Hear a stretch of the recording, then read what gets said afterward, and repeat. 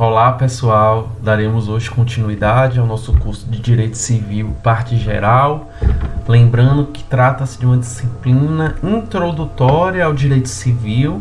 A gente vai ser apresentado no decorrer deste curso, como já estamos sendo, aos conceitos que são fundamentais para operar, interpretar as normas condizentes com as relações privadas que são tuteladas, regulamentadas principalmente pelo nosso Código Civil, né? O Código Civil de 2002. Contudo, não se trata da nossa única fonte, né, de estudo, não se trata da única fonte do direito civil, o Código Civil. Portanto, em muitos momentos a gente acaba discutindo, citando outros instrumentos jurídicos, como, por exemplo, o Código de Defesa do Consumidor ou a Consolidação das Leis Trabalhistas, a CLT, e assim por diante.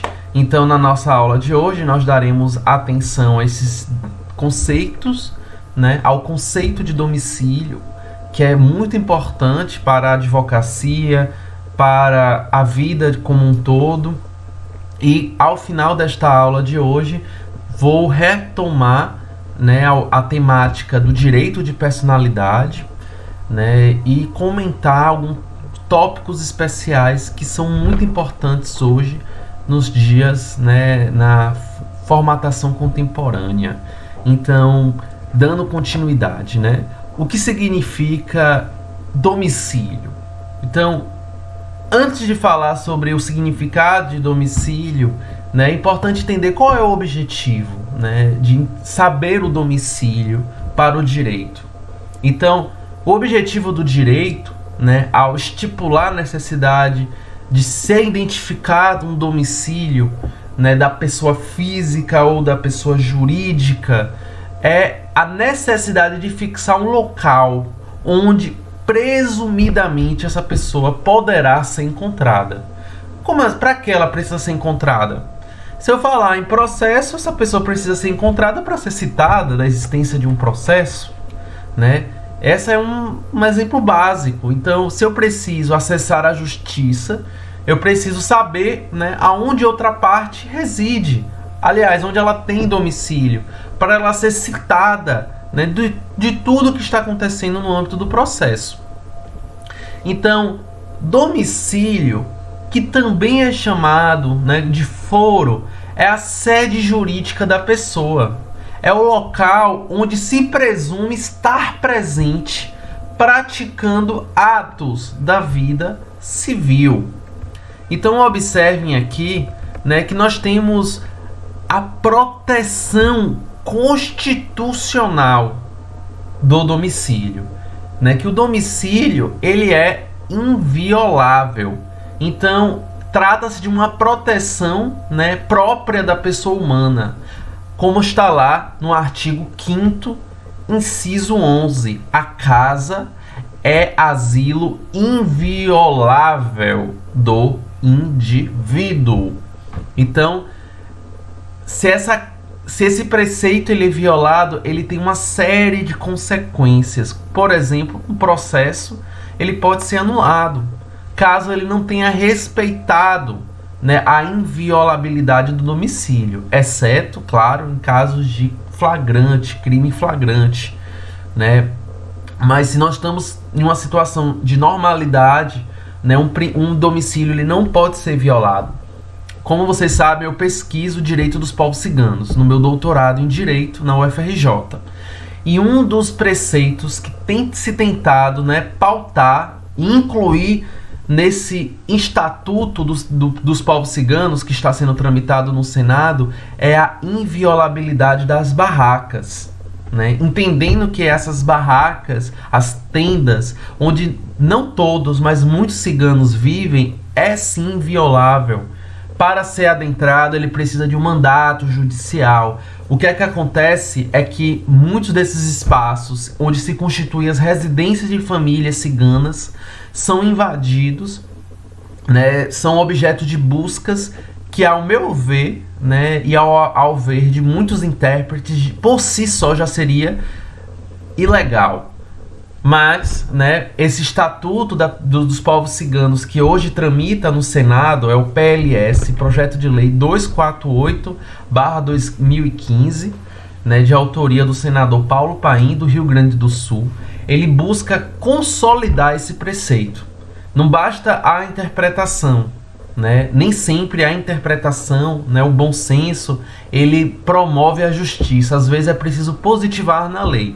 Então, essa inviolabilidade, ela é uma proteção à esfera individual e à privacidade da pessoa, né? Eis aqui uma expressão adotada pelo saudoso ministro, né, o decano Celso de Mello.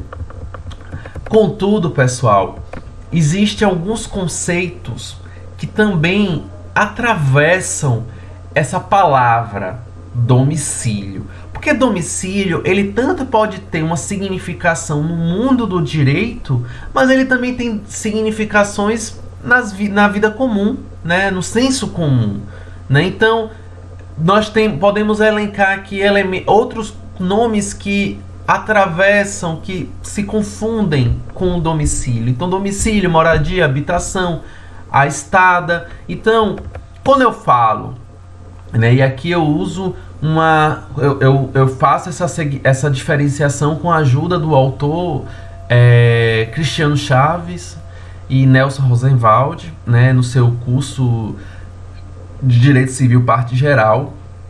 Então, para esses autores, moradia, né, se a gente falar em moradia, ela é mera relação de fato, local em que essa pessoa está acidentalmente. Então, se você trabalha, se você viaja e fica em um hotel, ou uma pousada, ou um hostel, aquilo ali é a sua moradia acidental, né? Ela ali não é o seu domicílio, né, de fato.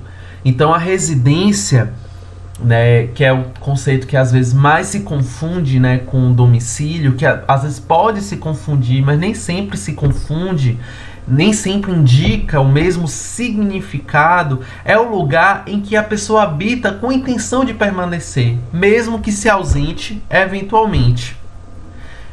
O domicílio, né, ele pode, né, envolver o conceito de residência, mas nem sempre o contrário.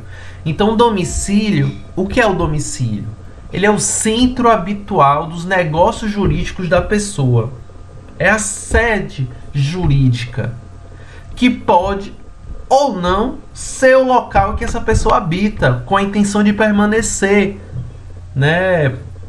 Então, quando a gente fala em domicílio, a gente está falando, assim, a gente está induzindo ao seu significado no que tange a realização habitual dos negócios jurídicos, né? Então, estou falando aqui onde ela exerce seus negócios jurídicos no âmbito das relações cíveis na nossa sociedade, né? Então, vamos aqui adentrar, às vezes pode confundir. Então, no decorrer desta aula, a gente vai aprofundando esse conceito, né, de domicílio. O domicílio, segundo o Código Civil, né, no seu artigo 70, né, o domicílio da pessoa natural, né, estou aqui especificando, não estou falando de pessoa jurídica, ou seja, não estou falando de empresa, não estou falando de associação, não estou falando de fundação, estou falando da pessoa natural. Estou falando do CPF, né? Do CPF, né? Das pessoas físicas, né? CPF é o cadastro de pessoa física. O domicílio da pessoa natural é o lugar onde ela estabelece a sua residência com ânimo definitivo, né? Então observem aqui que nós temos dois aspectos. Nós temos o aspecto objetivo, né? O lugar onde ela estabelece a sua residência. Isso aqui é um aspecto objetivo. E nós temos o aspecto subjetivo, o ânimos, né? A intenção de ser o local onde ela vai permanecer de forma definitiva. Veja que aqui ela incorpora, né, o conceito de residência, mas que não se confunde.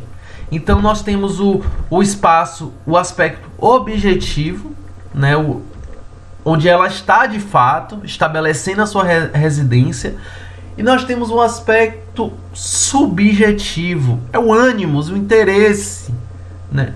Como é que eu vou saber o ânimos? O ânimos é tem uma significação extremamente subjetiva, né? E aí, claro que vai demandar interpretação. Então, o domicílio ele tem esses dois aspectos. O aspecto objetivo, onde a pessoa está, onde ela estabelece a sua residência, e o ânimo de estar lá, né? O seu aspecto subjetivo, o ânimo de estar lá de forma definitiva. Então, na próxima parte, nós vamos aprofundar esse conceito de domicílio.